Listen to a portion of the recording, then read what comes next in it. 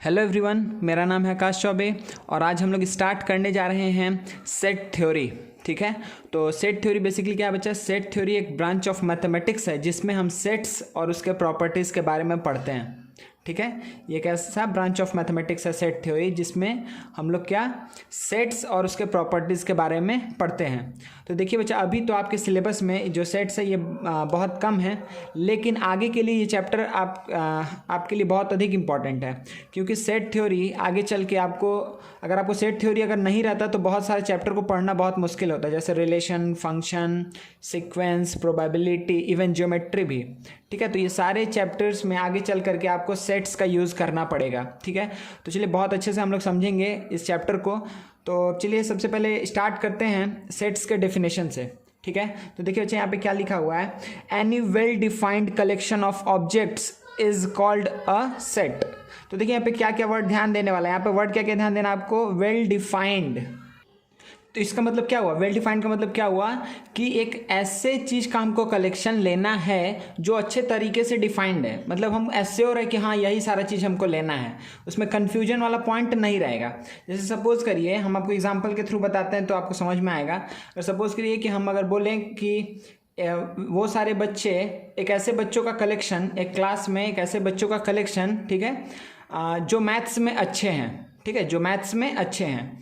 तो मैथ्स में अच्छे बोलने से क्या इसमें पता चल जाएगा, क्या आप बोल सकते हैं कि कोई मैथ्स में कैसे अच्छा है या नहीं है? ठीक है, अगर इसकी जगह पर हम ये बात बोलें कि वो सारे बच्चों का कलेक्शन जिसका स्कोर 90 से 100 के बीच में है, ठीक है, तब हम बना सकते हैं। हाँ, तब हम एक बना सकते हैं मार्क्स पूछ करके, अच्छा तुम्हारा मार्क्स क्या है, तुम्हारा मार्क्स क्या है, ऐसे हम हर एक बच्चा का मार्क्स ले करके उसमें से वो बच्चों का नाम काम कलेक्शन बना सकते हैं जिनका मार्क्स 90 से 100 के बीच में है।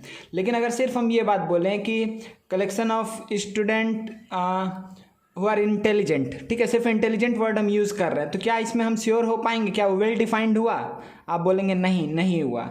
वेल डिफाइंड बोलना, हम उसको नहीं बोल सकते हैं वेल डिफाइंड, क्योंकि इंटेलिजेंस हम सिर्फ मार्क्स के ऊपर डिसाइड नहीं कर सकते। हो सकता है कोई इसका अच्छा आर्ट हो या कोई भी चीज़ हो सकता है। तो सिर्फ ये वर्ड यूज़ करने से कि इंटेलिजेंट बच्चों का कलेक्शन, इंटेलिजेंट बच्चों के नाम का कलेक्शन लेकर के आओ, तो आप जा करके क्लास में नहीं ला सकते हैं। ठीक है, समझ में आ रहा है क्या बात बोल रहे हैं? वेल डिफाइंड मतलब क्या हो, जैसे और हम बोल रहे हैं कि अगर हम देखिए दो बात बोल रहे हैं, ठीक है, दोनों बात में देखिए कैसे डिफरेंस है। अगर हम बोलें कि अगर हम name of first 5 months of a year, ठीक है, name of first 5 months of a year, तो आप क्या बोलेंगे? जनवरी, फरवरी, मार्च, अप्रैल, मई। ठीक है, आप इस तरीके से बोल सकते हैं कि अच्छा यही 5 होगा। लेकिन अगर हम बोल दें कि कलेक्शन ऑफ क्या 5 मंथ्स ऑफ अ ईयर, तो क्या ये वेल डिफाइंड हुआ? हम एक जगह क्या बात बोले कि first 5 months of a year, और दूसरी जगह हम क्या बोल रहे हैं कि 5 मंथ्स ऑफ अ ईयर। ठीक है, तो फर्स्ट 5 में देखिए वेल डिफाइंड है कि फर्स्ट 5 मतलब आगे का 5 मंथ का कलेक्शन हमको चाहिए। समझ में आ रहा है? लेकिन अगर हम वर्ड यूज कर रहे हैं कि 5 मंथ्स ऑफ अ ईयर, ठीक है, तो आप तो कंफ्यूज रहेंगे ना कि पहला 5 ले या बीच का 5 ले या एंड से 5 ले, आप कंफ्यूज रहेंगे, वो वेल डिफाइंड नहीं है। ठीक है, तो जो सेकंड केस है उसमें हम सेट नहीं बना सकते, मतलब सिंपल सा बात है, सेट हम उसी का बना सकते हैं जो वेल डिफाइंड होगा। ठीक है ना? ठीक है, अगर हम बोल दें कि सपोज करिए कि एग्जांपल ले लिए, एक हम ऐसे लिखते हैं कि एक एग्जांपल हम ले रहे हैं कि कलेक्शन ऑफ नेचुरल नंबर्स, ठीक है, divisible by 3 and less than 10। ठीक है, वो सारे नेचुरल नंबर का कलेक्शन जो 3 से डिविजिबल है और 10 से छोटा है। ठीक है, तो आप क्या बोलेंगे इसमें, क्या ले लेंगे? 3, 6, 9। इसके अलावा और कुछ आएगा क्या? नहीं आएगा।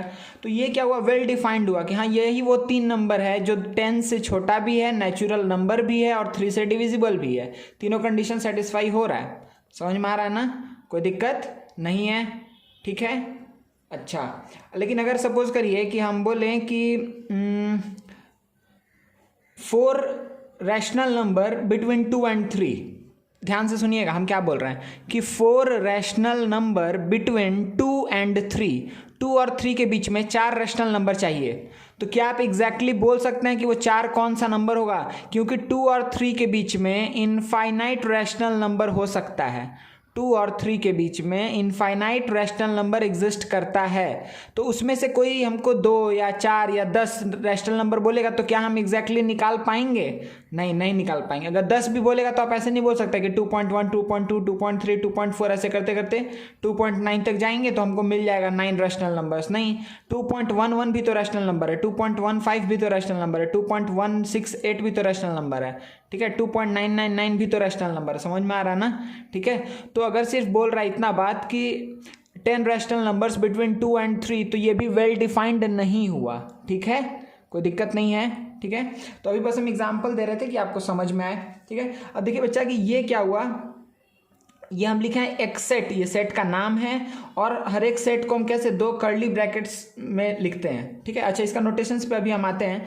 ठीक है, तो ये क्या हुआ, सेट है, ए एक सेट है जिसमें ये 3 क्या है, 3, 6, 9, ये सारे क्या हैं, मेंबर्स बोल सकते हैं आप इसको या एलिमेंट बोल सकते हैं। ठीक है, the objects which belong to the set, ये सारे क्या है, objects. The object which belong to the set is called its members या एलिमेंट्स। तो 3 इज अ मेंबर ऑफ क्या, सेट ए, या फिर हम बोल सकते हैं 6 is the element of set A, 9 is the element या मेंबर ऑफ सेट ए। समझ में आ रहा है ना? ठीक है, अच्छा इसका एक और तरीका बच्चा हम यहाँ पे जल्दी से बता दे रहे हैं आपको कि आप इसको लिख सकते हैं कि 3, देखिएगा ये जो हम नोटेशन बताएंगे, 3 बिलोंग्स टू ए। ठीक है, 3 ए को बिलोंग करता है, इसको हम क्या पढ़ते हैं, रीड क्या करते हैं, बिलोंग्स टू। अगर हम देख रहे हैं, अगर यहाँ पे हम क्या बोलेंगे कि 5 डज नॉट बिलोंग्स टू ए, 5 ए में नहीं है, क्या यहाँ पर 5 है, नहीं है, तो हम क्या बोलेंगे कि 5 does not belongs to set A. हम ये बोल सकते हैं कि 3 बिलोंग्स टू सेट ए। तो इस ये जो नोटेशन है इसको हम क्या रीड करते हैं, बिलोंग्स टू। ठीक है, कोई दिक्कत नहीं है। तो सिंपली बच्चा एक बार अगर आप लोग एग्जांपल से कंफ्यूज नहीं है हुआ है मेरे ख्याल से, सिंपली सेट हम किसको बोलेंगे, अ वेल डिफाइंड। तो सबसे पहला ये सबसे इंपॉर्टेंट जो यहाँ पे की टर्म है वो यही है कि वेल डिफाइंड होना चाहिए भाई। सबसे पहला बात कि well defined collection of objects is called a set, उसकी को हम सेट बोलते हैं। ऐसे कलेक्शन ऑफ ऑब्जेक्ट्स को जो वेल डिफाइंड हो, जिसमें हमको कंफ्यूजन नहीं रहे, ठीक है, वो हम पूरा श्योर रहें कि हाँ यही चीज़ को हम, इसी चीज़ का हमको सेट बनाना है। ठीक है ना? चलिए, अच्छा देखिए बच्चा नेक्स्ट आ जाता है नोटेशन के ऊपर। ठीक है, तो नोटेशन के ऊपर हम क्या बोल सकते हैं बच्चा, बात कि नोटेशन में हम किसी भी सेट का नाम, ठीक है, नाम किसी भी सेट का कैपिटल लेटर से देते हैं, ए बी सी या एक्स वाई जेड। ठीक है, कैपिटल लेटर से हम लिखते हैं किसी भी सेट का नाम को। यहां पर ए इज अ सेट, ठीक है, जिसके अंदर 369 एलिमेंट है। समझ में आया? नाम, किसी भी सेट का नाम को हम कैपिटल लेटर से रिप्रेजेंट करते हैं, इसमें कोई दिक्कत नहीं है। अच्छा, अब जो इसका एलिमेंट्स होता है, ठीक है, जो भी एलिमेंट्स ऑफ सेट होता है उसको हम लोग स्मॉल लेटर से, अगर कभी भी वर्ड अल्फ़ाबेट को अगर हम यूज़ कर रहे हैं तो हमेशा हम इसके बीच में कैपिटल लेटर जनरली यूज़ नहीं करते हैं। ठीक है, ए बी सी लिखेंगे, एक्स लिखेंगे, वाई लिखेंगे, ठीक है, जेड लिखेंगे। ठीक है ना? तो ये सारा चीज़ हम ऐसे करके लिख सकते हैं। एलिमेंट्स को हम लोग स्मॉल लेटर से रिप्रेजेंट करते हैं, ठीक है, या फिर उसमें दिखाते हैं। और दूसरा क्या बात बोल रहे हैं कि name of a set, set का नाम को हमेशा हम लोग कैपिटल लेटर से ही डिनोट करते हैं।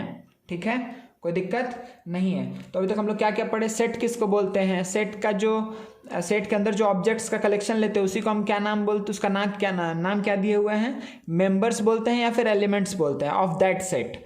ठीक है, और नोटेशन, सेट का नाम को हम लोग कैसे रिप्रेजेंट करते हैं, कैपिटल लेटर से, और सेट के अंदर जो एलिमेंट्स है उसमें जनरली हम लोग यूज करते हैं क्या, स्मॉल लेटर्स। ठीक है ना? कोई दिक्कत नहीं है, स्मॉल अल्फाबेट्स को यूज करते हैं। ठीक है बच्चा, अब देखिए आपको एक चीज़ हम इंपॉर्टेंट यहाँ पे बता दे रहे हैं जो आपको याद रखना है अभी से।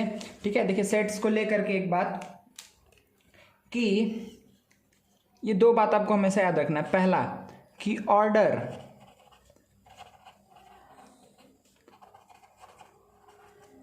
ऑर्डर मैटर नहीं करता है। ठीक है ना? ऑर्डर ऑफ एलिमेंट सेट में मैटर नहीं करता है। अगर आप ए लिखे हुए हैं 2 3 9, ठीक है, या फिर आप लिखे हुए हैं बी लिखे हुए हैं 3 2 9, यहाँ पे आप क्या बोलेंगे कि ए और बी बराबर ही है, ए और बी एक ही सेट को रिप्रेजेंट कर रहा है। समझ में आ रहा है?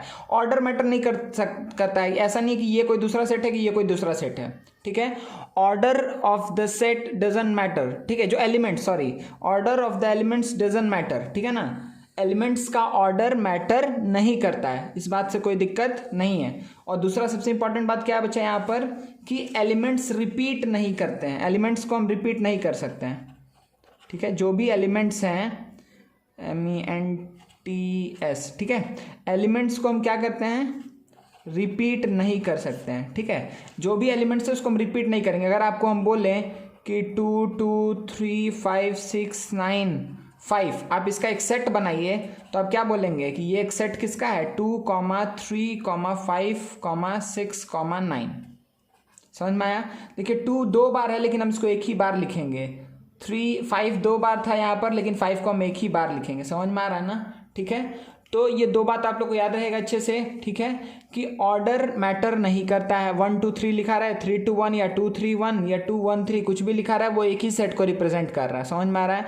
आगे पीछे लिखने से कोई फर्क नहीं पड़ता है, ऑर्डर मैटर नहीं करता एलिमेंट्स का। दूसरा बात क्या हम बोल रहे हैं कि एलिमेंट्स रिपीट नहीं करता है सेट के अंदर। सेट क्या होता है, वेल डिफाइंड यूनिक होता है कलेक्शन, ठीक है ना। जो कलेक्शंस होगा वो यूनिक होगा, ठीक है। अगर हम सपोज करिए, अगर हमको बोलना पड़ा कि देखिए एक एग्जांपल हम दे रहे हैं, ठीक है। जैसे अगर सपोज करिए कि आपको एक क्वेश्चन मिला कि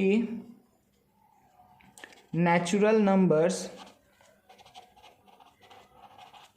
ठीक है, मतलब आपको एक सेट बनाना है किसका, नेचुरल नंबर्स डिविजिबल बाय, क्या लिख रहे हैं हम, डिविजिबल बाय 2 और 3, ठीक है, और लिखे हैं, ठीक है। 2 से डिविजिबल होगा तो भी चलेगा, 3 से डिविजिबल होगा तो भी चलेगा, ठीक है। नेचुरल नंबर डिविजिबल बाय 2 और 3, ठीक है ना। नेचुरल नंबर डिविजिबल बाय 2 और 3,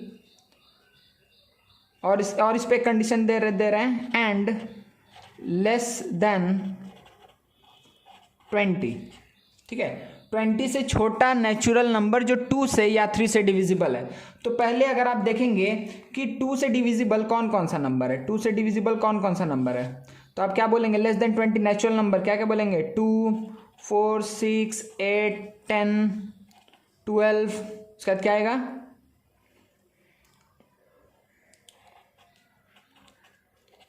18, ठीक है। लेस देन 20 बोला है तो 20 को नहीं लेंगे। समझ में आ रहा है?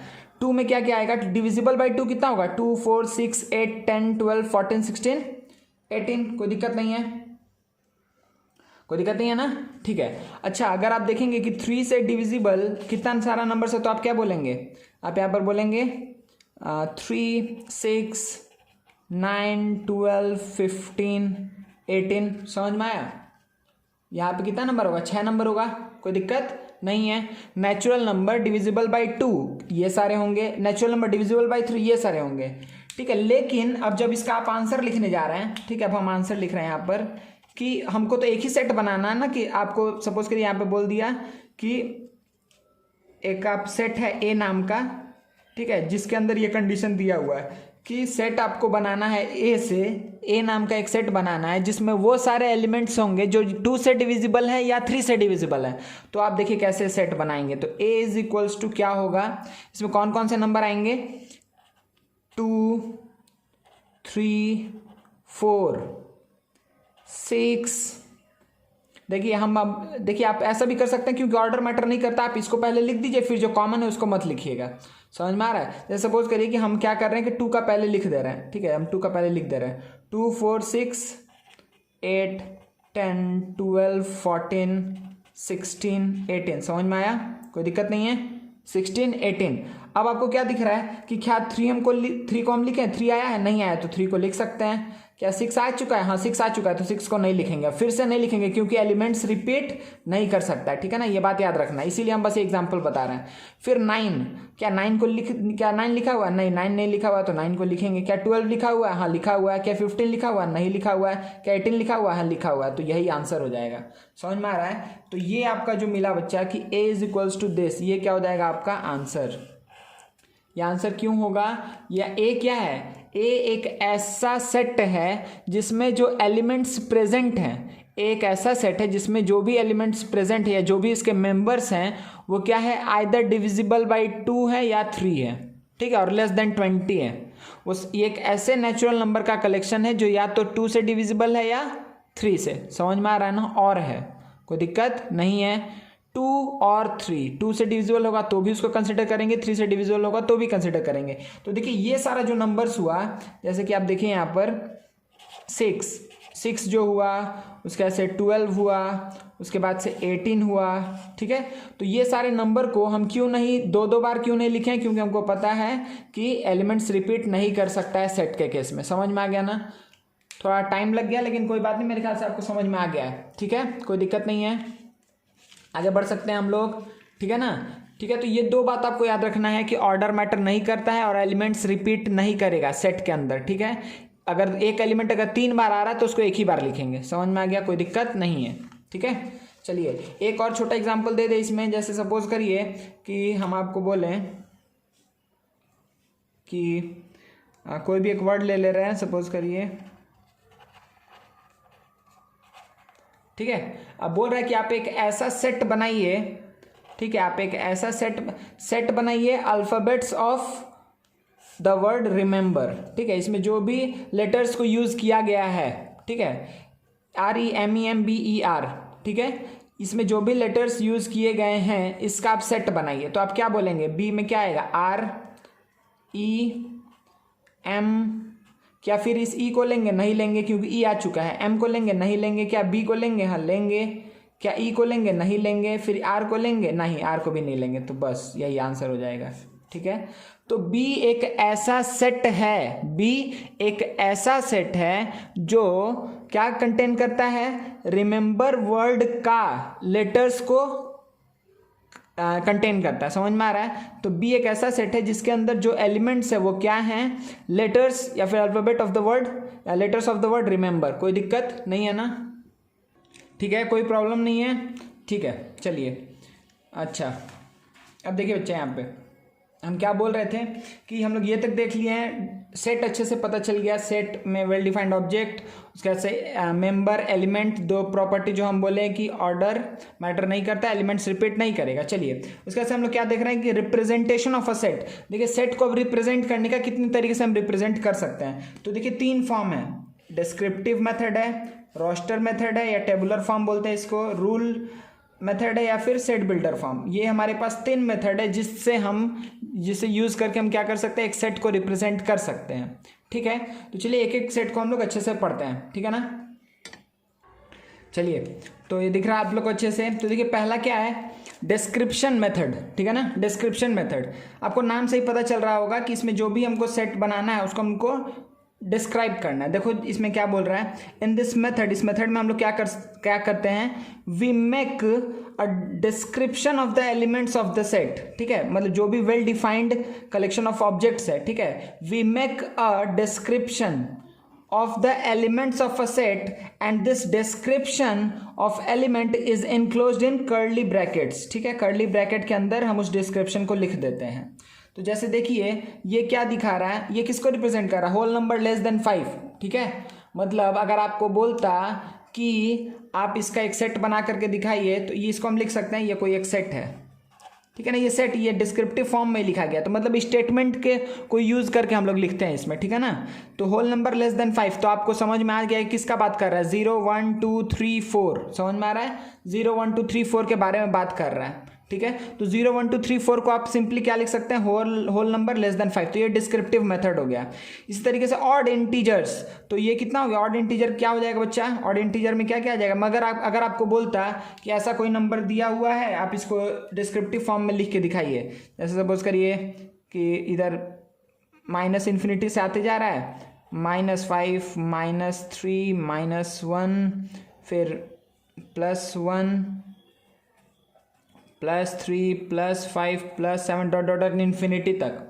समझ में आ रहा है? तो आप क्या लिख देंगे? सिंपली इसको क्या लिख देंगे कि इस पूरे की जगह पे आप क्या लिख सकते हैं डिस्क्रिप्टिव मेथड में कि ऑड इंटीजर्स। समझ में आ रहा है? यही हो गया, ये एक सेट है, ठीक है, ये एक सेट है। अच्छा, कलर ऑफ रेनबो, ठीक है, तो अगर आपको बोला कि विबग्योर, जो आपको पता है, ठीक है, विबग्योर जो होता है VIBGYOR, ये 7 कलर्स को आपको बताना है डिस्क्रिप्टिव मेथड में, तो आप क्या लिखते हैं कि कोई भी नाम ले लेते हैं, let R be the set, और आर का एलिमेंट्स क्या है, आर के अंदर जो एलिमेंट्स है वो क्या है, 7 colours of rainbow, that is VIBGYOR. तो उसको हम सिंपली वर्ड स्टेटमेंट फॉर्म में क्या लिख दिए, सिंपली कि कलर्स ऑफ रेनबो, काम खत्म मेरा यहीं पर। ठीक है, ये हो गया डिस्क्रिप्टिव मेथड। मेरे ख्याल से आपको दिक्कत नहीं है। तो ये मेथड बच्चा हम बोल दे रहे हैं आपको कि ये मेथड हम लोग यूज़ नहीं करते हैं आगे चल करके। ठीक है, बस ये आपके अभी के क्लास में डिस्क्रिप्टिव मेथड, क्योंकि बहुत सारा ऐसा चीज़ है जिसको हम सिर्फ स्टेटमेंट में दिखाने में दिक्कत होता है। ठीक है, तो उसके लिए हम लोग आगे चल के यही 2 मेथड को यूज़ करेंगे, क्या क्या, रोस्टर मेथड और आगे जो सेट बिल्डर फॉर्म है वो। ठीक है, तो चलिए नेक्स्ट हम लोग देखते हैं, इसको हम लोग यहीं पे छोड़ देते हैं। एग्जांपल जो दिखा दिया आपको समझ में आ गया होगा। स्टेटमेंट के थ्रू हम एलिमेंट्स ऑफ सेट को बताते हैं। चलिए, तो दूसरा क्या है, रोस्टर मेथड और टेब्यूलर फॉर्म। ठीक है, तो इसमें क्या करते हैं हम लोग कि we list all the members of the set and separate this by commas. ये पहला बात। ठीक है, हम हर एक मेंबर को लिखते हैं इसमें। ठीक है, जैसे कि instead of writing colours of rainbow हम लिखेंगे कि VIBGYOR। ठीक है, मतलब जो जो उसका 7 कलर्स है उस 7 कलर्स का हम नाम लिखेंगे सेपरेटेड बाय कॉमास। समझ में आ रहा है, कोई दिक्कत नहीं है। Instead of writing whole number less than 5 हम यहाँ पर क्या लिखेंगे, 0 1 2 3 4 5। मतलब इसका अगर ये रोस्टर फॉर्म लिखना हुआ तो हम क्या लिखेंगे कि A इज इक्वल्स टू 0 1 2 3 4 5। तो इसमें हम क्या करली ब्रैकेट्स के अंदर एलिमेंट्स को लिखते हैं और हर एक एलिमेंट कॉमा से सेपरेटेड होता है, कोई दिक्कत नहीं है। We list all the members of the set and separate these by commas।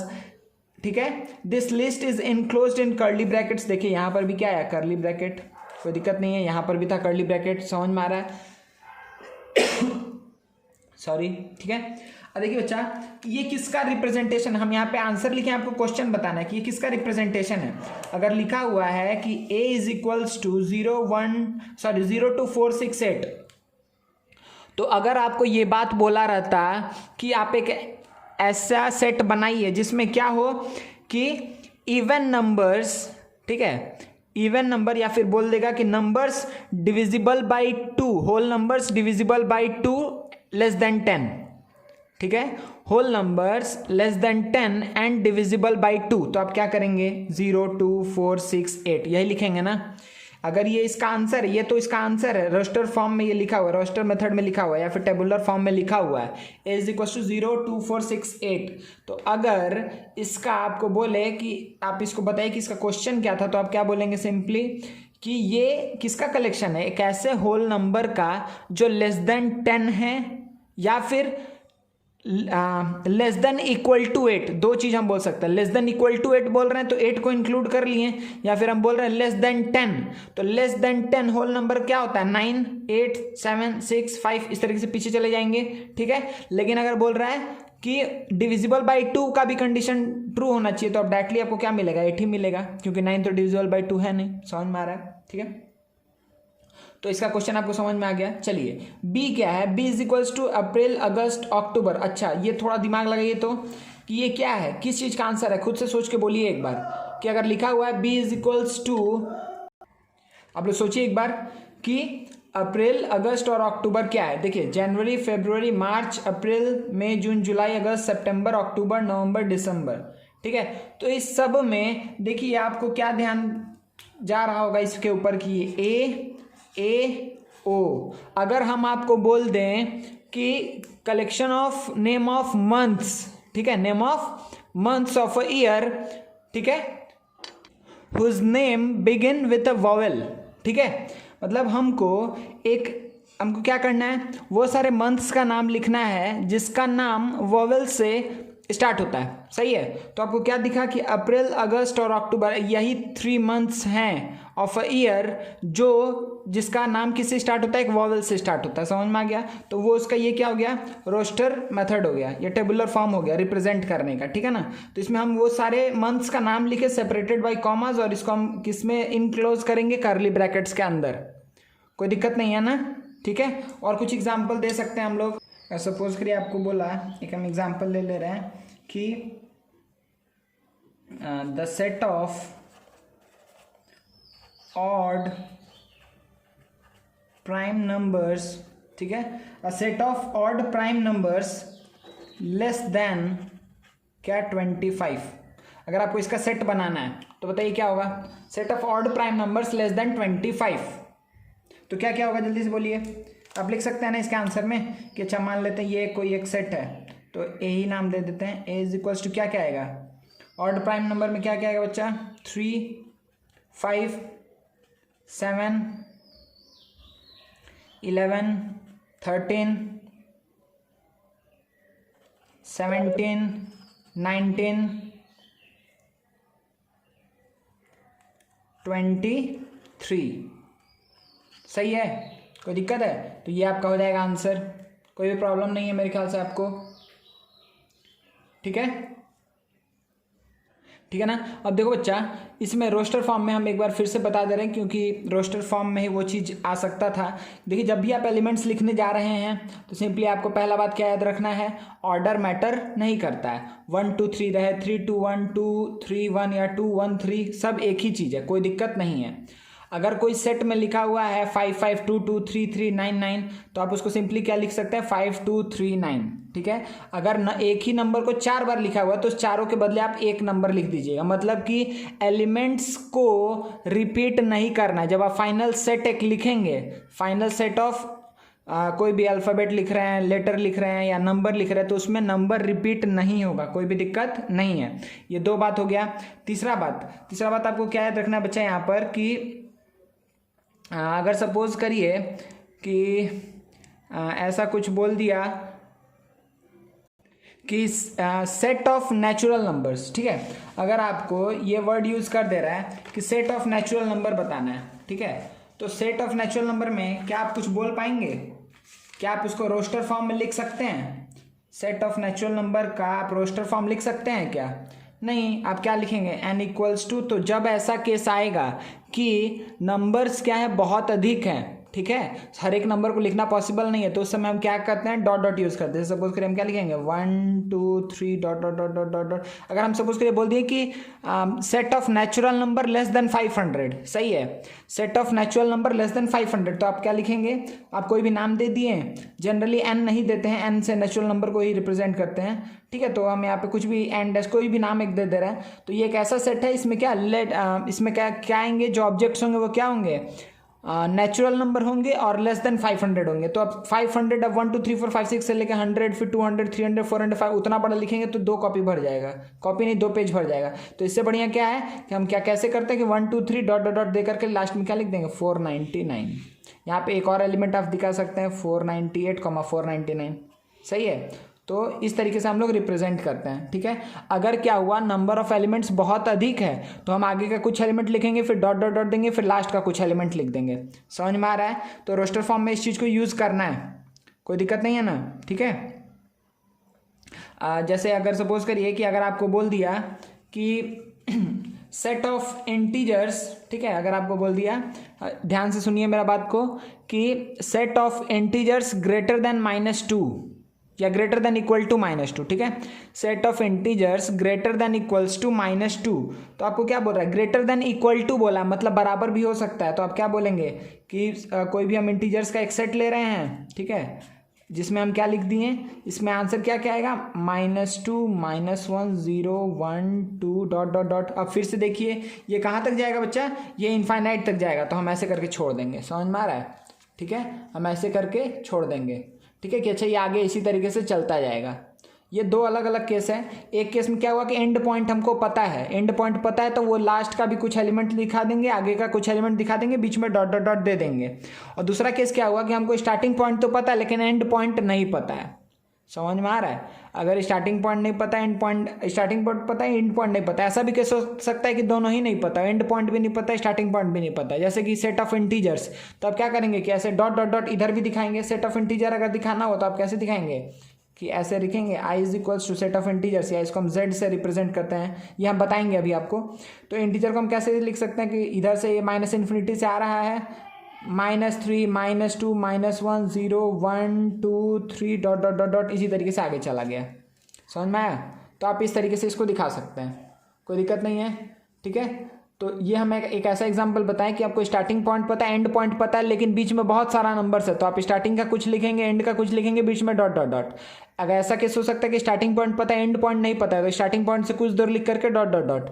अगर आपको ये दोनों ही नहीं पता है, स्टार्टिंग भी नहीं पता, एंड भी नहीं पता है, तो डॉट डॉट डॉट से स्टार्ट होगा और बीच में उसका नंबर्स दिखाएंगे जिससे पता चल जाए कि अच्छा क्या नंबर्स आ रहा है, और उसके बाद से एंड में डॉट डॉट डॉट दे करके कर्ली ब्रैकेट क्लोज कर देंगे। समझ में आ रहा है ना। तो ये क्या हो गया, रोस्टर मेथड और टेबुलर फॉर्म। तो मेरे ख्याल से आप लोग को इसमें कोई भी प्रॉब्लम नहीं है, ठीक है ना। देखिए बच्चा नेक्स्ट क्या है, रूल मेथड और सेट बिल्डर फॉर्म। इसका मतलब क्या हुआ कि देखिए इसमें हम क्या करते हैं कि वी राइट अ वेरिएबल से एक्स, हम कोई भी एक वेरिएबल लिख देते हैं जो किसको रिप्रेजेंट कर रहा है, ध्यान दीजिए एक्स को रिप्रेजेंट कर रहा है, representing any member of the set followed by a property satisfied by each element. तो मतलब देखिए सिंपली कि यहाँ पर क्या बोल रहा है कि हम कोई सी भी अगर लिखना है सेट बिल्डर फॉर्म में, तो वो उसका नाम लिखेंगे इक्वल्स टू, हम उसको एक्स बोल देते हैं। एक्स किसको बता रहा है, इसी सेट के एलिमेंट्स को बता रहा है, ठीक है। एक्स लिख देते हैं और एक्स क्या, अगर यहाँ पे पी लिखे रहते हैं, अगर यहाँ पी लिख दिए तो आप क्या बताएंगे, फिर पी से रिलेटेड एक प्रॉपर्टी लिख देंगे। अगर यहाँ पे एम लिखे हैं तो एम से रिलेटेड प्रॉपर्टी लिख देंगे, सच दैट कि वो सारा ऑब्जेक्ट्स जो एम को फॉलो करता है वही क्या बनेगा, एलिमेंट्स ऑफ ए बनेगा। सिंपल सा बात है, ठीक है ना। चलिए तो एक बार हम जो स्टेटमेंट है ये पढ़ दे रहे हैं। Any member of the set followed by a property satisfied by each element of the set, ठीक है। ये जो प्रॉपर्टी है, इस प्रॉपर्टी को फॉलो करने वाला जितना सारा ऑब्जेक्ट्स होगा वो सारा इसका क्या बनेगा, एलिमेंट बनेगा। समझ में आ गया, ठीक है। इसमें भी क्या करते हैं, कर्ली ब्रैकेट से हम क्लोज करते हैं। तो ये बात आपको कॉमन दिखा होगा, तीनों में ही कर्ली ब्रैकेट से स्टार्ट होगा, कर्ली ब्रैकेट से क्लोज होगा, ठीक है। जैसे कि यहाँ पर समझिए क्या बोल रहे हैं यहाँ पर कि if A is a set consisting of element x, अगर ए एक सेट है जिसके अंदर x एलिमेंट है और x क्या, वो p प्रॉपर्टी को फॉलो करता है, तो हम इसको कैसे लिखेंगे कि a is equals to curly bracket start x such that, देखिए ये दो चीज को सच दैट से अगर एक ऐसे यहाँ पे लाइन भी दिया रह सकता है या फिर ऐसे भी लिख सकता है, x is such that x has property p। समझ में आ रहा है, इसको ऐसे भी लिखा जा सकता है, ठीक है। तो सच दैट का आप ऐसे लिखें या ऐसे लिखें, आपके ऊपर है, कोई दिक्कत नहीं है। तो a is equals to x such that x has property p और x p प्रॉपर्टी को फॉलो करता है। कोई दिक्कत है नहीं है, ठीक है ना। तो ये देखिए सबसे स्टैंडर्ड फॉर्म है, यही 11-12 में मेनली हम लोग हमेशा आगे चल के जब भी सेट को यूज़ करेंगे, सेट को दिखाना है, तो हम इस मेथड को आप बहुत अच्छे समझिएगा। इसको हम क्या बोलते हैं, रूल मेथड या फिर सेट बिल्डर फॉर्म बोलते हैं, ठीक है। तो ये सबसे इंपॉर्टेंट और सबसे अच्छा तरीका है किसी भी चीज़ को रिप्रेजेंट करने के लिए, ठीक है। जैसे सपोज करिए बच्चा कि अगर हम एक एग्जाम्पल ले लें कोई भी, देखिए अगर हमको लिखना है कि a set of whole number less than 10, ठीक है, a set of whole number less than 10, तो आप क्या करेंगे जल्दी से बताइए। पहला, a set of whole number less than 10, तो आप कैसे लिखेंगे, देखिए आप पहले लिखेंगे कोई भी नाम, मान लीजिए कि हम ले लिए इसका नाम b, तो b इज इक्वल्स टू क्या होगा कि b में हम एलिमेंट x को डिफाइन कर रहे हैं, x is such that x क्या बिलोंग्स टू होल नंबर, और इस पर कंडीशन क्या है कि x लेस देन 10, ठीक है। तो ये क्या हो गया, अगर आप इसको इस रोस्टर फॉर्म में लिखना चाहेंगे तो ये कैसे होगा, ये आपको कैसे दिखाना होगा, होल नंबर लेस देन 10 है ना, तो 0 1 2 3 4 5 6 7 8 9, समझ में आया, ठीक है। आपको ऐसे लिखना होगा, कोई दिक्कत नहीं। अगर इसका डिस्क्रिप्टिव फॉर्म लिखना है तो क्या लिखेंगे, ये पूरा स्टेटमेंट लिखेंगे कि ब्रैकेट देकर के आप क्या लिखेंगे, whole number less than 10, whole number less than 10, ठीक है। तो ये तीन तरीके से हम बोल दिए, ठीक है। अगर सपोज करिए आपको बोला है कि अगर आपको एक क्वेश्चन दे दिया कि इसको आप लिख के दिखाइए, आप लोग आंसर बोलिएगा, ठीक है। अगर हम एक एम सेट है, हम क्या लिख रहे हैं, हम लिख रहे हैं आपके लिए रोस्टर फॉर्म, रोस्टर मेथड को हम लिख रहे हैं, टेबुलर मेथड हम लिख रहे हैं, आपको इसका क्या बताना है, सेट बिल्डर फॉर्म बताना है। अगर सपोज करिए हम m इक्वल्स टू लिखे हैं अप्रैल जून सितंबर, ठीक है, अप्रैल जून सितंबर, फिर क्या आता है नवंबर, ठीक है। अगर आपको इसको बताना है किसमें, सेट बिल्डर फॉर्म में, तो देखिए यही इसमें आपको खोजना पड़ता है कि अच्छा ये किसको फॉलो कर रहा है, कोई तो एक प्रॉपर्टी फॉलो कर रहा है, क्योंकि आपको तो एंड में प्रॉपर्टी लिखना है यहाँ पर आपको प्रॉपर्टी लिखना पड़ेगा ना सेट बिल्डर फॉर्म में, तो आपको इसमें खोजना पड़ेगा कि अच्छा किस प्रॉपर्टी को फॉलो कर रहा है, या फिर इसका नेचर आपको समझना पड़ेगा कि अच्छा ये अप्रैल जून सितंबर नवंबर ही क्यों लिखा है। तो आप सोचिए कि अप्रैल जून सितंबर और नवंबर क्या चीज़ को रिप्रेजेंट कर रहा है, ठीक है।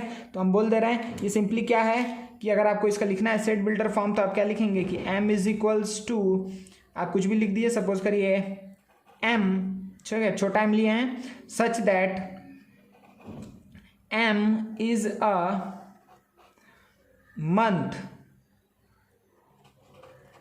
ऑफ अ ईयर, सही है। m is such that m is a month of a year, और कंडीशन क्या प्रॉपर्टी फॉलो कर रहा है, ठीक है, ईयर हैविंग 30 डेज, ठीक है, समझ में आया।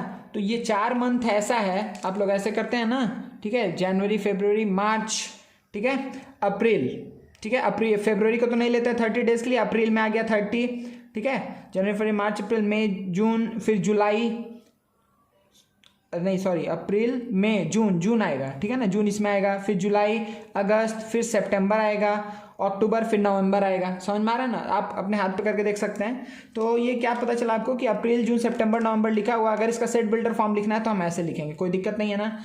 एम एक ऐसा सेट है जिसके अंदर क्या है, एक एम क्या है, इसके एलिमेंट्स को रिप्रेजेंट कर रहा है, और एम क्या चीज़ को फॉलो करता है, M is a month of a year having 30 days, कोई दिक्कत नहीं है। नेक्स्ट देखते हैं, एक एग्जांपल जल्दी से देखिए और ले लेते हैं कि अगर सपोज करिए लिखा हुआ है कि a is equals to 0 5 10 15 25 dot dot dot, ठीक है, इनफाइनाइट जा रहा है, अगर ऐसे लिखा हुआ है तो आपको इसका क्या लिखना है, सेट बिल्डर फॉर्म लिखना है। तो सेट बिल्डर फॉर्म इसका क्या होगा बच्चा, आपको क्या दिख रहा है, ये सारा नंबर क्या है डिविजिबल बाई 5 है। अच्छा, अब ये कितना 0 से 0 भी आया है, तो क्या हम लिख सकते हैं कि ये नेचुरल नंबर डिविजिबल बाई 5 है, नहीं, समझ में आ रहा है, नेचुरल नंबर डिविजिबल बाई 5 नहीं, क्योंकि 0 आ चुका है, कोई भी ऐसा नेचुरल नंबर 0 तो है ही नहीं, क्योंकि 0 ही ना डिविजिबल है 5 से, तो 0 क्या है, होल नंबर में आएगा, ठीक है, या इंटीजर में आएगा या रैशनल नंबर में आएगा, समझ में आ रहा है, ठीक है। तो आप इसको कैसे लिख सकते हैं कि a is equals to x such that x belongs to, अच्छा अगर आप ऐसे लिख सकते हैं इसको कि x is equals to 5n, समझ में आ रहा है, x is such that x क्या है 5n है, और आप n को डिफाइन कर सकते हैं कि n belongs to what, whole number, कोई दिक्कत नहीं है ना, n belongs to whole number, आप ऐसे लिख सकते हैं आंसर। अगर आपको ये नहीं दिया रहेगा तो क्या आप सोच पाएंगे कि क्या आने वाला है, सोचिए यहाँ पे अच्छे से कि x is such that x equals to 5n, n belongs to whole number है। अच्छा, n अगर होल नंबर बिलोंग करता है तो होल नंबर मतलब कि 0 1 2 3 4 ये सब रखना होगा, सही है, 0 1 2, तो होल नंबर पहला 0 रखेंगे तो x इक्वल्स टू क्या आएगा 5 इंटू 0, मतलब क्या आएगा 0, होल नंबर दूसरा क्या हुआ 1, तो x is equals to 5 into 1, तो क्या आएगा 5, होल नंबर दूसरा क्या होगा x, यहाँ पे क्या यहाँ लिखते हैं x is equals to 5 into 2, तो क्या आएगा 10, तो ये सारा एलिमेंट्स बनता जाएगा 0 5 10, फिर x इज इक्वल्स टू क्या होगा 5 इंटू 3, नेक्स्ट होल नंबर तो क्या आएगा 15, तो 0 10 5 10 15 ये सारा देखिए एलिमेंट है ना, समझ में आ रहा है, तो ये आपका आंसर हो गया। आप इसको बच्चा एक और तरीके से लिख सकते हैं, वो आप ऐसे स्टेटमेंट जैसा थोड़ा सा लिख सकते हैं कि जैसे सपोज करिए बी नाम दे दे रहे हैं, B is such that B is equals to x such that X is a whole number, ठीक है, डिविजिबल बाई 3, समझ में आ रहा है, इसको डिविजिबल हम रीड कर रहे हैं, आप लोग पूरा लिख लीजिएगा, ठीक है। आप ऐसे भी लिख सकते थे कि x is such that x is a whole number divisible by 3, ये भी सही है, ठीक है ना, कोई दिक्कत नहीं है सेट बिल्डर फॉर्म में। तो अच्छा, मेरे ख्याल से आपको डेफिनेशन, रिप्रेजेंटेशन और बेसिक प्रॉपर्टी ये आपको समझ में आ गया, ठीक है ना। तो चलिए अब हम लोग किस को स्टार्ट करते हैं बच्चा, टाइप्स ऑफ सेट से स्टार्ट करते हैं। देखिए बच्चा, तो हम लोग स्टार्ट करने जा रहे हैं टाइप्स ऑफ सेट, ठीक है। तो देखिए सबसे पहला क्या है, फाइनाइट सेट। तो फाइनाइट सेट हम किसको बोलते हैं, एक ऐसा सेट जिसमें काउंटेबल नंबर ऑफ एलिमेंट्स होगा या फिर definite number of different elements होगा, समझ में आ रहा है, फाइनाइट सेट आपको समझ में आ गया ना, ठीक है। जैसे अगर सपोज करिए कि हम बोल दिए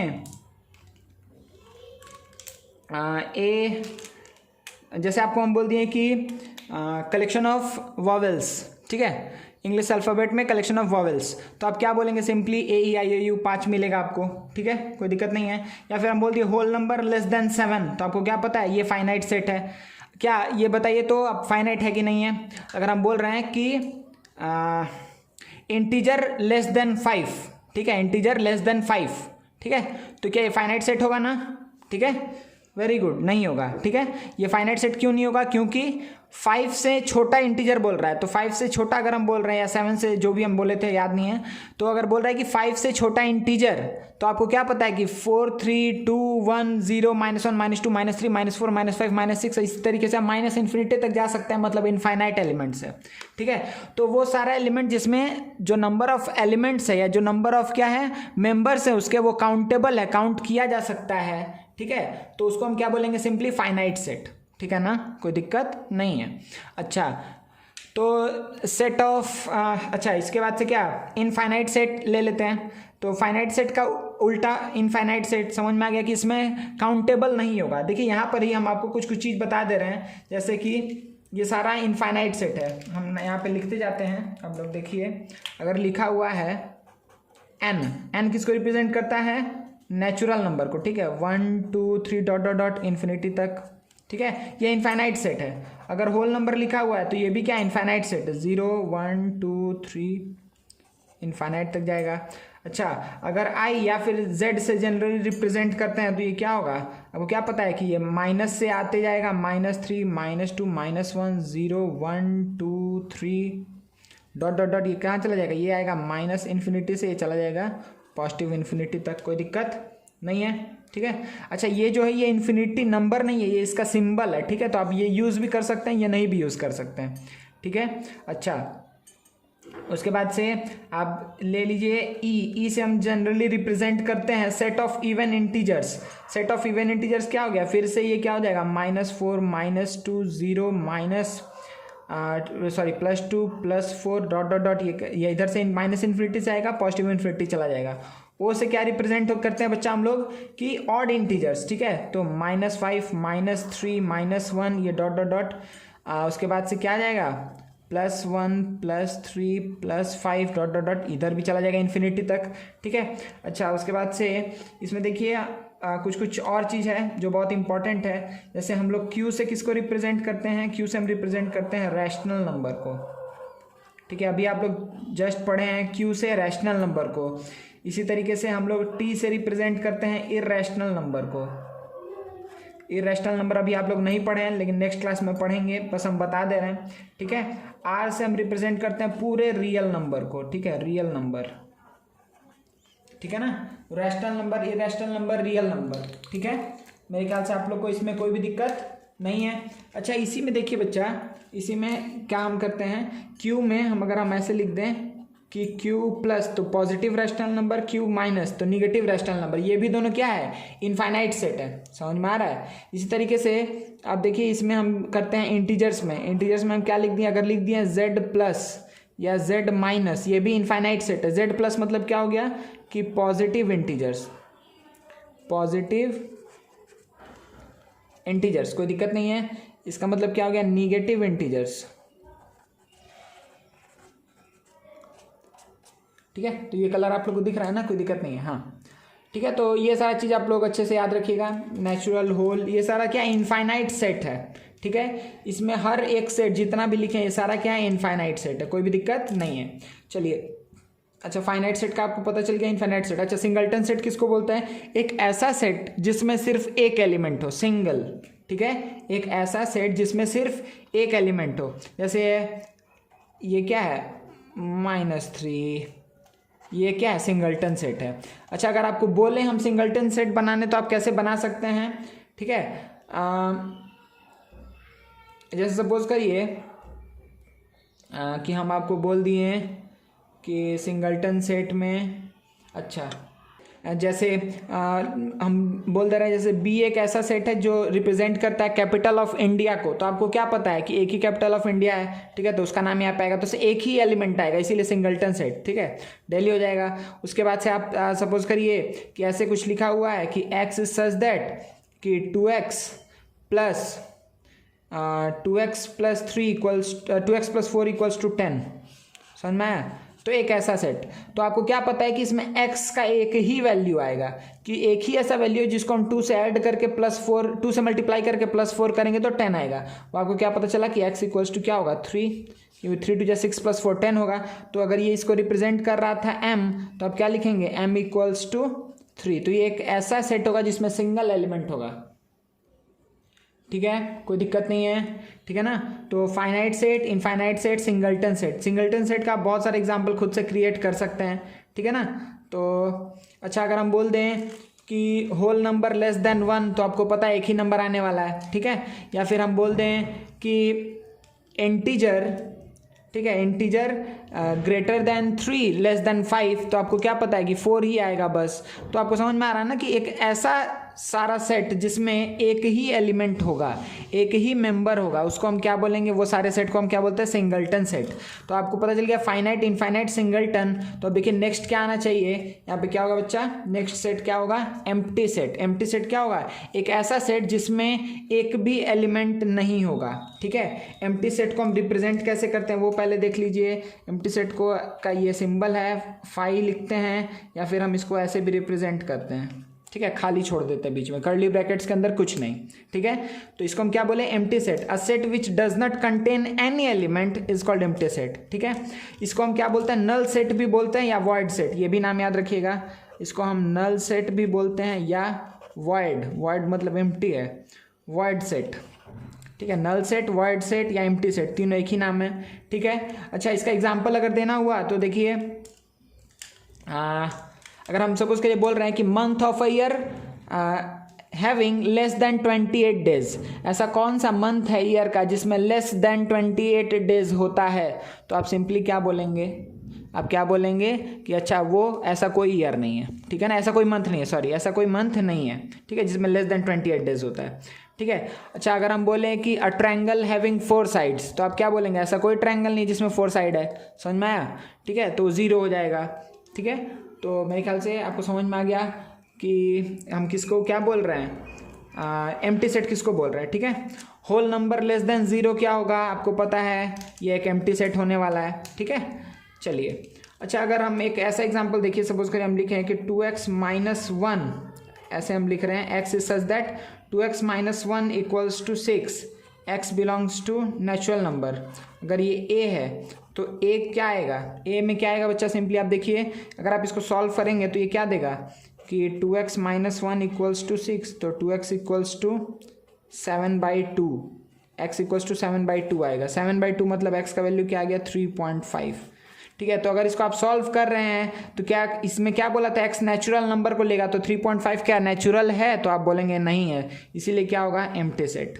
अच्छा, ये याद रखिएगा, इसको हम एम्प्टी सेट नहीं बोलते हैं, इसका मतलब ये हुआ, इसका मतलब क्या हुआ बच्चा, इसका मतलब ये है कि ये एक ऐसा सेट है जिसमें 0 एक एलिमेंट है, समझ में। ये भी नल सेट नहीं होता है, ठीक है, ये भी नल सेट नहीं है, और याद रखिएगा ये भी नल सेट नहीं है, समझ में आ रहा है, ठीक है। ये सेट के अंदर सेट है, ये एक ऐसा सेट है, देखिए इसको हम कैसे रीड करेंगे, ध्यान से सुनिए, इसको हम रीड करेंगे कि ये एक ऐसा सेट है जिसके अंदर एक ऐसा सेट है जिसमें एक भी एलिमेंट नहीं है। ये किसके इक्विवेलेंट है, देखिए ये इक्विवेलेंट है इसके,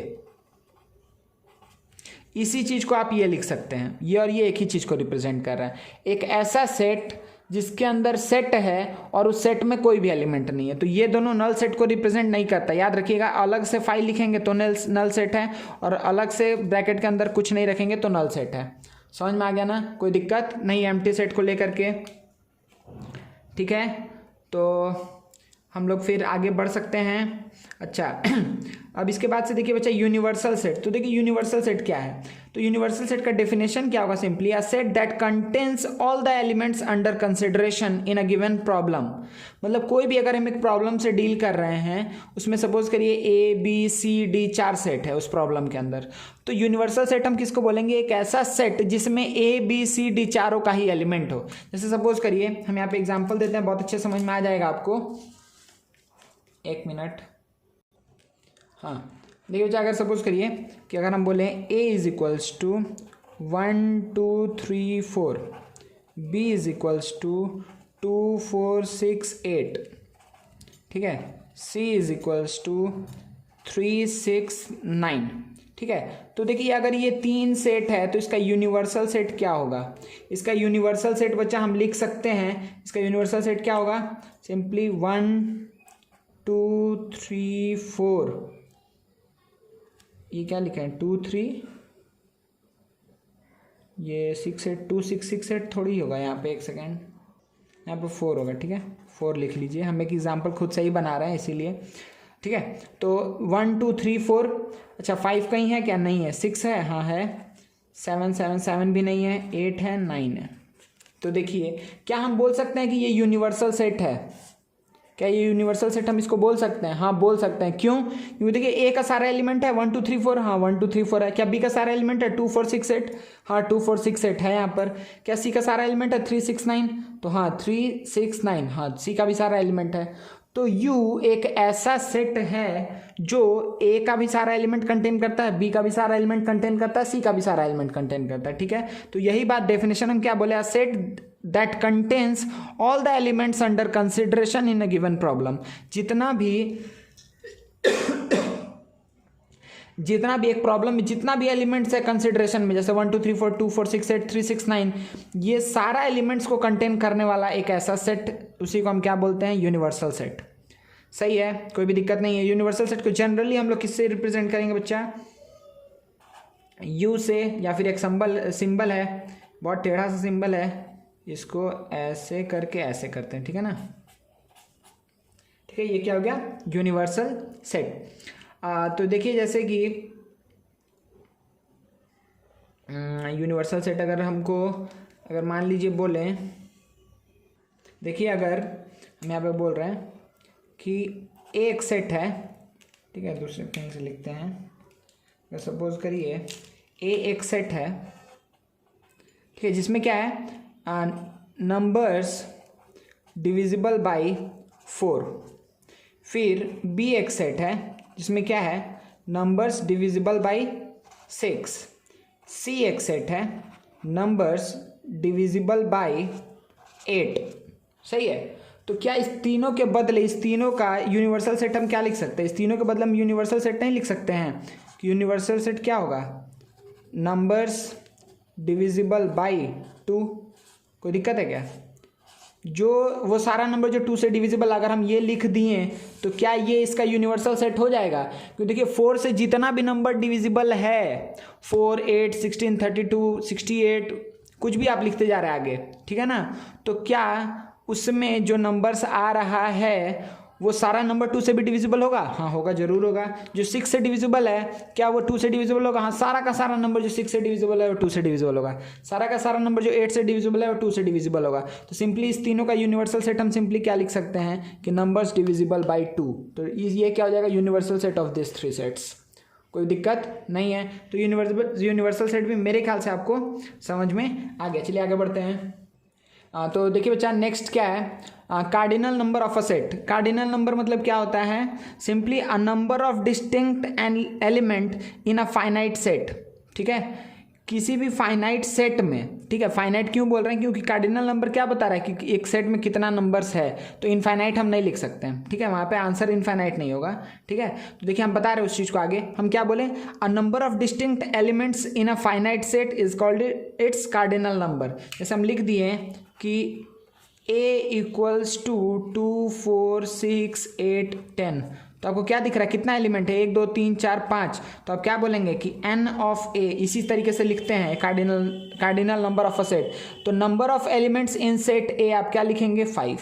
नहीं समझ में आया, कितना एलिमेंट्स है, अगर हम b इक्वल्स टू लिखे हैं a b c d x y z, ठीक है, तो आप क्या लिखेंगे कि n ऑफ b मतलब number of elements in b कितना होगा, 1 2 3 4 5 6 7, तो आप क्या बोलेंगे 7, number of elements in b is 7। कोई दिक्कत नहीं है ना। अच्छा अगर हम लिख दिए यहाँ पर कोई भी एग्जांपल छोटा सा ले ले रहे हैं, d is equals to number of digits in 1 2 3 4 6 7 7 6 8 9 7 7 2, ठीक है, हम क्या बोले, नंबर ऑफ डिजिट्स, ठीक है, तो नंबर ऑफ डिजिट्स। अच्छा इसका पहले तो आप ये समझिए कि इसका सेट क्या बनेगा, अगर डी क्या बोल रहा है कि number of digits in this number, इस नंबर में जितना डिजिट्स है उसका सेट बनाइए, तो सबसे पहला आपका दिमाग में क्या आएगा कि अच्छा डी के अंदर कौन कौन सा एलिमेंट आएगा, तो 1 2 3 4 6 7 8 9, फिर 777 आ चुका है, 2 भी आ चुका है, तो 772 को कंसिडर नहीं करेंगे। याद रखिएगा, अगर आप बोल दिए कि इस नंबर का डिजिट्स का कार्डिनल नंबर क्या होगा, तो आप क्या करेंगे, 1 2 3 4 5 6 7 8 9 10 11, आप लिख देंगे 11। मतलब अगर आप लिख रहे हैं कि n of d equals to 11, तो ये रॉन्ग है। समझ में आ गया क्यों रॉन्ग है? क्योंकि इसलिए रॉन्ग है ये चीज़, क्योंकि आपको क्या पता है कि पहले जब इसका सेट बनेगा तो जो नंबर रिपीट हो रहा है डिजिट्स, उसको तो हम कंसिडर ही नहीं करने वाले हैं। समझ में आ रहा है ना? ठीक है, तो यहाँ पे डी क्या होगा, 1 2 3 4 6 7 8 9, तो 1 2 3 4 5 6 7 8, तो n of d equals to 8, ये आपका करेक्ट आंसर है। सही है, तो पहले अगर आप जल्दी जल्दी काम नहीं करना कि काउंट करके तुरंत लिख दिए। ठीक है, अगर आपको सपोज करिए बोल दिया कि p इक्वल्स टू, अगर आप सिर्फ ऐसे लिखा हुआ है कि लेटर्स ऑफ लेटर्स ऑफ कोई भी एक ऐसा वर्ड ले रहे जिसमें रिपीट हो लेटर्स, सपोज कर बोल दिया ओनियन। ठीक है, अगर ओनियन बोला है तो आपको क्या पता है कि p इज इक्वल्स टू क्या आएगा, ONI, बस। तो n ऑफ p आप क्या लिखेंगे, 3। ठीक है, कोई भी प्रॉब्लम नहीं है मेरे ख्याल से। ठीक है, तो ये आपको समझ में आ गया। कार्डिनल नंबर सिंपली क्या है, किसी भी एक सेट में कितना नंबर ऑफ एलिमेंट्स है या कितना मेंबर्स है, उसी को हम क्या बोलते हैं, cardinal number of that set. उसका रिप्रेजेंटेशन आपको समझ में आ गया। ठीक है, हम ऐसे लिखते हैं n of a, n of b, n of c, कुछ भी आप लिख रहे हैं तो n ऑफ, ये क्या रीड कैसे करेंगे इसको, कि number of element in set a, number of element in set p, number of element in set c। सही है। अच्छा चलिए नेक्स्ट क्या देखते हैं, इक्वल सेट। इक्वल सेट किसको बोलते हैं, देखो दो सेट तभी इक्वल होगा, दो सेट तभी इक्वल होगा। दो सेट को हम इक्वल कब बोलेंगे, पहला कंडीशन क्या होगा बच्चा, कि नंबर ऑफ एलिमेंट्स क्या होना चाहिए, सेम होना चाहिए। इसको हम शॉर्ट में क्या लिखेंगे कि n of a equals to n of b।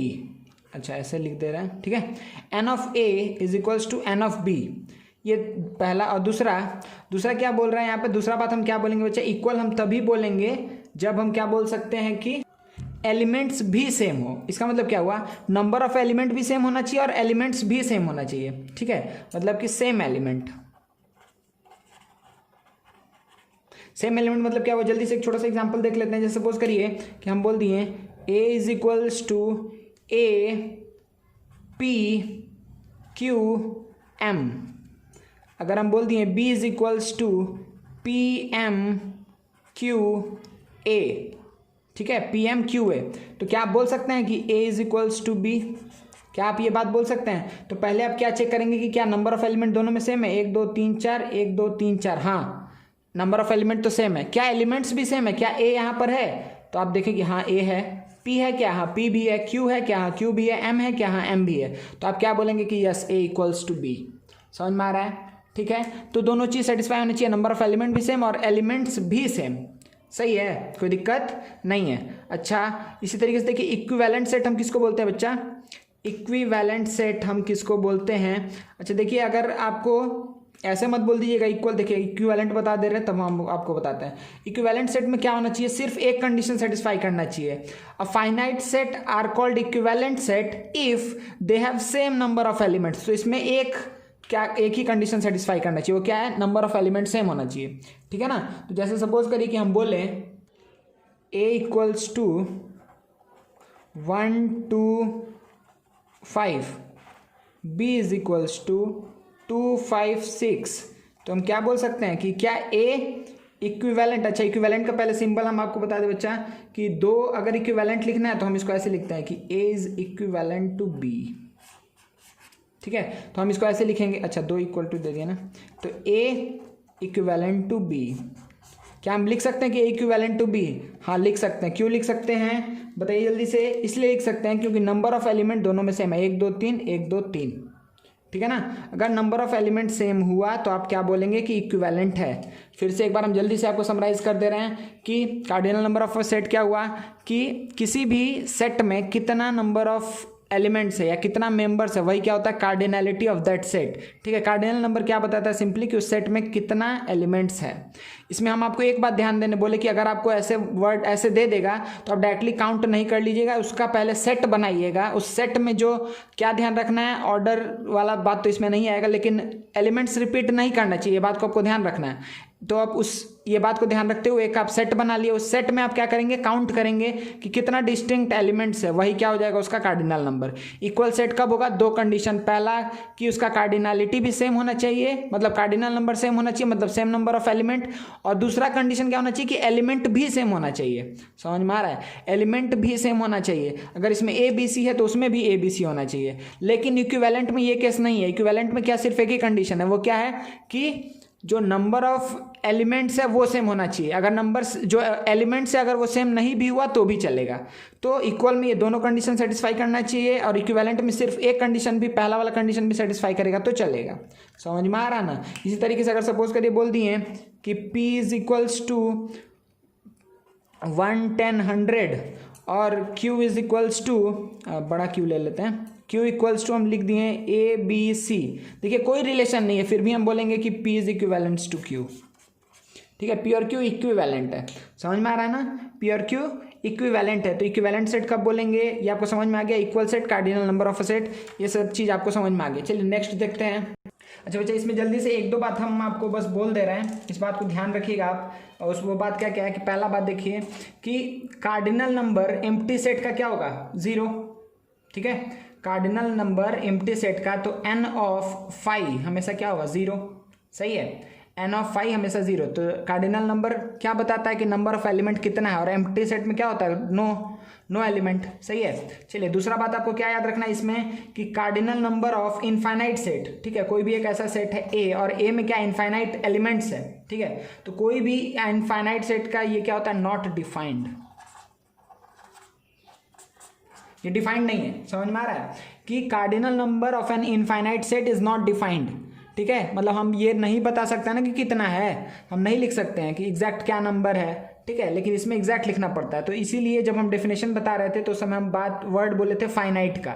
ठीक है ना, तो cardinal number of A infinite set is not defined simply. और कार्डिनल नंबर ऑफ क्या बोल दिए, सिंगल्टन सेट, वो क्या होगा, हमेशा 1। अगर B को B इक्वल्स टू सपोज करिए क्या है, कोई भी ले लेते हैं, अगर M है। ठीक है, B अगर M है, मतलब कोई भी सिंगल्टन सेट के लिए सिंगल्टन सेट का कार्डिनलिटी हमेशा 1, इनफाइनाइट सेट का नॉट डिफाइंड, और एम्प्टी सेट का 0। छोटा छोटा बात था, समझ में आ गया ना इसके लिए। ठीक है, अच्छा इसी तरीके से बच्चा देखिए हम यहाँ पर एक चीज़ देख सकते हैं इक्वल सेट के लिए कि अगर A और B इक्वल सेट है। ठीक है, देखिए अगर हम बोल रहे हैं कि A और B अगर ये क्या है, फाइनाइट सेट है। ठीक है, A और B अगर क्या है, फाइनाइट सेट है। ध्यान से समझिएगा एग्जांपल को कि A और B अगर क्या है, फाइनाइट सेट है और A इक्वल्स टू B है। अगर A equals to B, if A equals to B, then हम क्या बात बोल सकते हैं कि n of A equals to n of B। ठीक है, अगर A और B बराबर है तो हम क्या बात बोल सकते हैं बच्चा कि बराबर होना मतलब क्या हुआ, अगर ये बराबर है तो दोनों कंडीशन सेटिस्फाई हुआ होगा। पहला कंडीशन क्या कि नंबर ऑफ एलिमेंट भी सेम और एलिमेंट भी सेम। तो अगर A इक्वल्स टू B है तो हम ये आंख बंद करके बोल सकते हैं कि अच्छा वो क्या होगा, n of A equals to n of B, number of elements उसमें सेम होगा ही होगा। लेकिन इसका उल्टा हम नहीं बोल सकते, कन्वर्स इसका ट्रू नहीं है कि अगर n of A equals to n of B है तो दो केसेस हो सकता है ना कि वो क्या इक्वल एलिमेंट्स इक्वल हो भी सकता है या फिर इक्वल नहीं भी हो सकता है। ठीक है, अनइक्वल भी हो सकता है।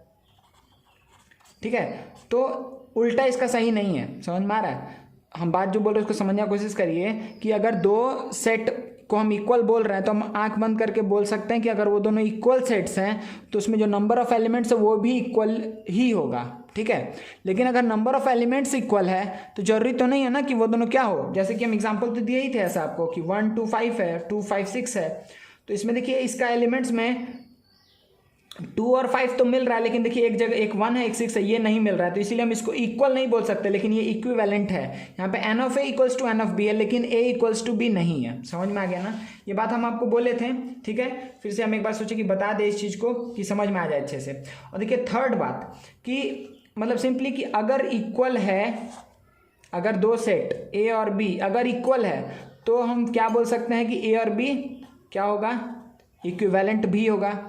लेकिन फिर से यही बात कि हम इससे ये बोल सकते हैं लेकिन इससे ये बात नहीं बोल सकते, उसी चीज़ को बोल रहे हैं, ठीक है ना। N of A equals to n, मतलब क्या हुआ कि इक्विवेलेंट को बात को बता रहा है कि n of A equals to n of B हुआ, मतलब अगर इक्विवेलेंट है, समझ में आ रहा ना कि अगर इक्विवेलेंट है तो जरूरी नहीं है कि इक्वल होगा। इसी बात को दो बार हम बोल रहे हैं, इस बात को अच्छे से दिमाग में रखिएगा, भूलिएगा नहीं, ठीक है। ये दो अलग तरीके से, अगर इक्विवेलेंट हम नहीं पढ़े हैं, वर्ड अगर नहीं जाते हैं इक्विवेलेंट, तो अब ये वाला चीज़ हम बोलेंगे, ठीक है, कि ए इक्वल्स टू बी है तो n of A equals to n of B होगा ही होगा। लेकिन n of A equals to n of B है तो जरूरी नहीं है कि ए इक्वल्स टू बी होगा।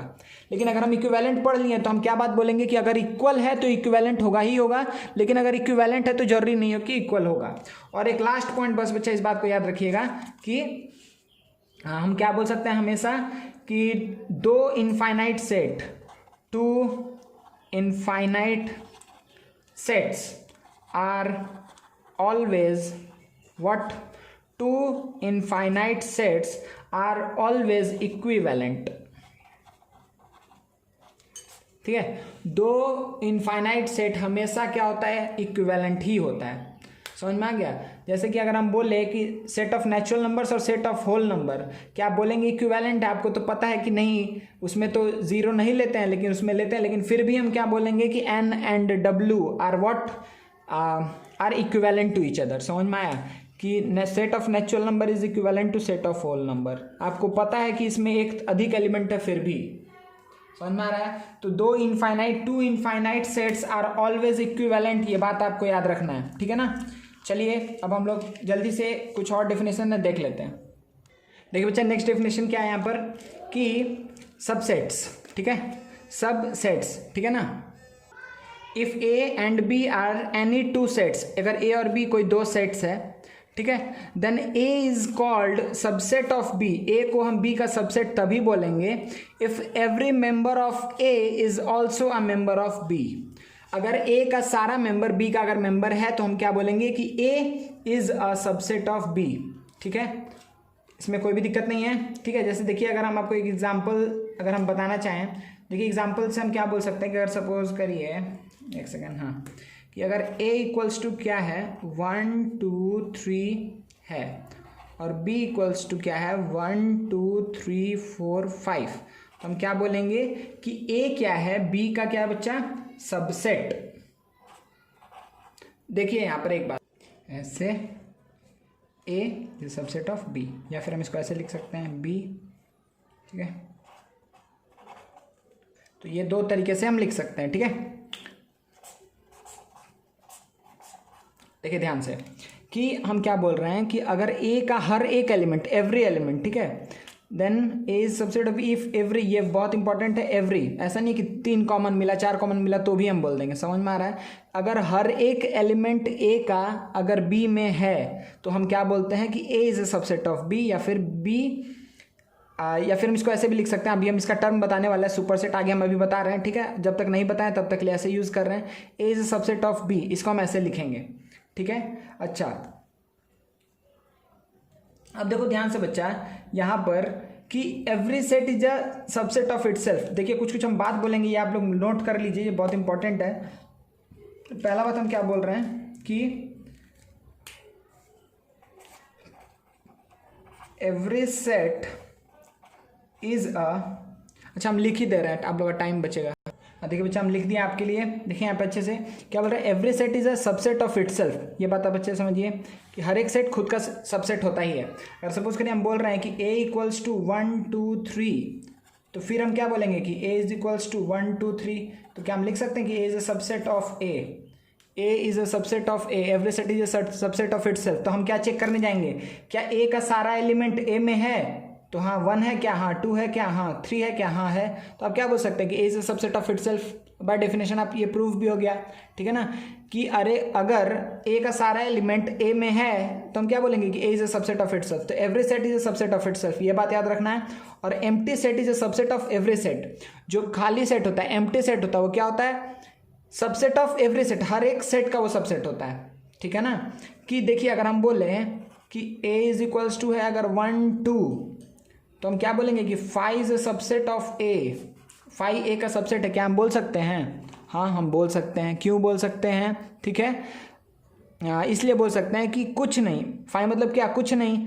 तो ए का सबसेट क्या हो गया? कुछ नहीं। अगर 1 नहीं रहता, 2 नहीं भी रहता, तो कुछ क्या रहता है? कुछ नहीं रहता। ठीक है ना, तो कुछ नहीं हर जगह है। ठीक है ना, तो empty set is a subset of every set. ठीक है। थर्ड, अगर ऐसे लिखा हुआ है A is a subset of B, इसको हम क्या लिख पढ़ते हैं कि A is contained in B, A B के अंदर है। ठीक है, या फिर हम क्या बोलेंगे कि B contains A, B A को कंटेन करता है। ठीक है ना, तो ये बात मेरे ख्याल से आपको समझने में कोई दिक्कत नहीं है। इस जो सिंबल है इसका, इसको हम जनरली क्या रीड करते हैं? इज अ सबसेट ऑफ या इज कंटेन्ड इन। अब देखिए इसके बाद एक सिंपल सा एक चीज़ है बच्चा कि जैसे इसी को हम ना बार बार, जैसे अगर इसका प्रॉपर और एग्जैक्ट जैसे 1 2 है, ठीक है 1 2 है, तो हम क्या इसको ऐसे लिखेंगे 1 2 3। ये आपको सही दिख रहा है? हाँ सही है, ये कोई दिक्कत नहीं है। लेकिन इसको हम और अप्रोप्रिएट डेफिनेशन दे सकते हैं, वो अभी हम आपको बोलने वाला है।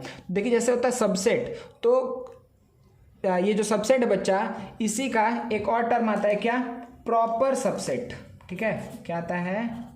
Proper subset. ठीक है, तो प्रॉपर सबसेट क्या होता है बच्चा? प्रॉपर सबसेट वो होता है कि जब ए को हम बी का प्रॉपर सबसेट तभी बोलेंगे, ध्यान से सुनिएगा, ए एक सेट है बी एक सेट है, ए को हम बी का प्रॉपर सबसेट तभी बोलेंगे जब ए का सारा एलिमेंट बी में हो, और उसके साथ साथ एक और कंडीशन क्या बोल देंगे कि लेकिन ए बी के बराबर नहीं होना चाहिए। समझ में आ रहा है? ठीक है, हम क्या बोलें कि ए, देखो प्रॉपर सबसेट को हम ऐसे ही सिर्फ लिखते हैं, इक्वल साइन नहीं लगाते। देखिए जो इक्वल साइन है ना, ये नहीं लगाते हैं, तो हम कैसे लिखेंगे कि A is a proper subset of B, A is a proper subset of B if and only if, पहला कंडीशन हम क्या बोलें कि every element of A is there in B. A का हर एक एलिमेंट किसमें है? Every element of A is there in B. और दूसरा बात हम क्या बोलें कि A must not equal to B, लेकिन ए बी के बराबर नहीं होना चाहिए। याद रखिएगा इस बात को। देखिए सबसेट में क्या है, इसीलिए हम ये वाला पहला वाला डेफिनेशन बोल पाए थे, पहला वाला जो पॉइंट था हम बोल पाए थे कि every set is a subset of itself. Subset क्यों बोल पाए थे? क्योंकि देखिए ए और ए को जब देख रहे हैं तो ए तो ए के बराबर है ना। ठीक है, देखिए अगर सपोज करिए हम लिख दिए कि ए इज इक्वल्स टू 1 2 3 और b इज इक्वल्स टू लिख दिए 1 2 3, तो इसमें हम क्या बोलेंगे कि a is a subset of b। हम ये बात बोल सकते हैं, कोई दिक्कत नहीं है।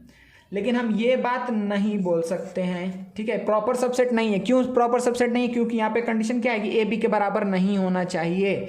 तो हम क्या बोलेंगे कि नहीं, a b का प्रॉपर सबसेट नहीं है। लेकिन अगर अब इस एग्जाम्पल को देखिए कि अगर 1 2 है और 1 2 3 है, तो हम क्या बोलेंगे कि हम इसको और अच्छे से क्या लिख सकते हैं कि 1 और 2 क्या है? प्रॉपर सबसेट है किसका? 1 2 3 का। समझ में आ रहा? प्रॉपर सबसेट मतलब क्या हो गया कि उसके बराबर नहीं है, लेकिन इसका सारा एलिमेंट्स इसमें है।